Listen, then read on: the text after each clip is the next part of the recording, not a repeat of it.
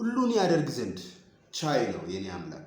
ሁሉን ያደርግ ዘንድ እግዚአብሔር ሉዓላዊ፣ እግዚአብሔር ኤልሻዳይ፣ እግዚአብሔር አዶናይ፣ እግዚአብሔር የሚሳነው ነገር፣ እግዚአብሔር የሚያቅተው ነገር፣ እግዚአብሔር ይሁን በሚል ይህን ዩኒቨርሳል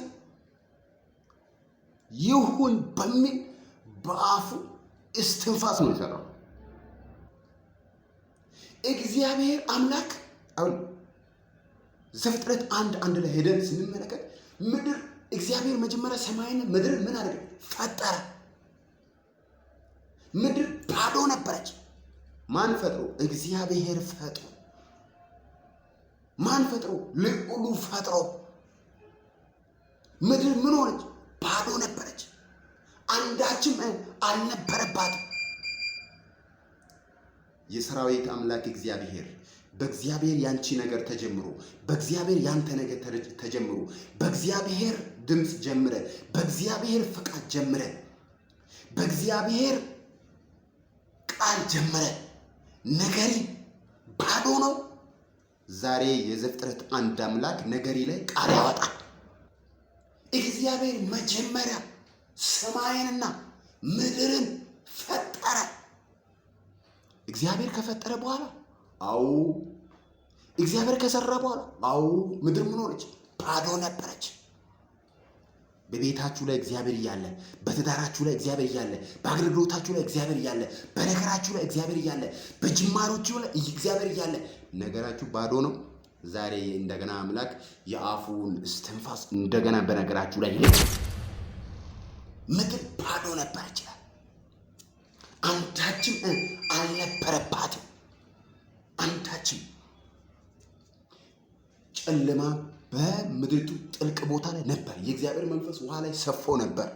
አያችሁ፣ የእግዚአብሔር መንፈስ በሰው ላይ መኖር ነበረበት። የእግዚአብሔር መንፈስ በራሱ መሆን ባለበት በነበረበት ቦታ ላይ መሆን ነበረበት። አለ ስፍራ ነገራችሁ፣ አለ ቦታ ነገራችሁ፣ አለ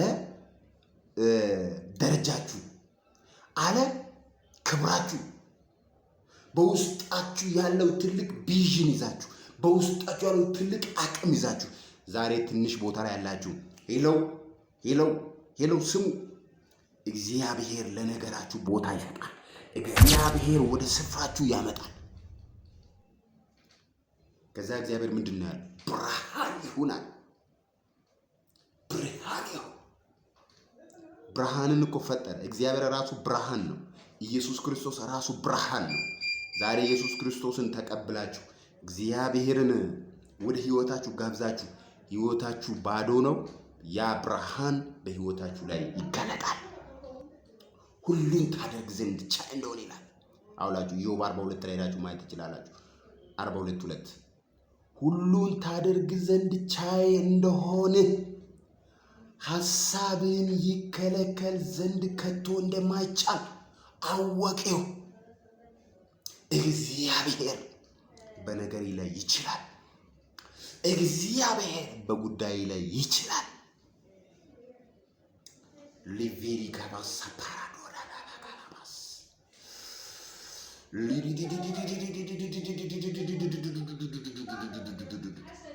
እግዚአብሔር ኤልሻዳይ፣ እግዚአብሔር አዶናይ፣ እግዚአብሔር ያንቺን ነገር ይችላል። ሁሉን ታደርግ ዘንድ ቻይ እንደሆነ ሐሳብህም ይከለከል ዘንድ ከቶ እንደማይቻል አወቀው። ሃሌሉያ! በአንቺ ጉዳይ ላይ የእግዚአብሔር ሉዓላዊነት ይገለጣል። የእግዚአብሔር ሁሉን ቻይነት ይገለጣል። የእግዚአብሔር ኤልሻዳይነት ይገለጣል። ሃሌሉያ! አሜን እያላችሁ ተቀበሉ። ሼር አድርጉ። ዘመናችሁ ይባረክ። ሻሎም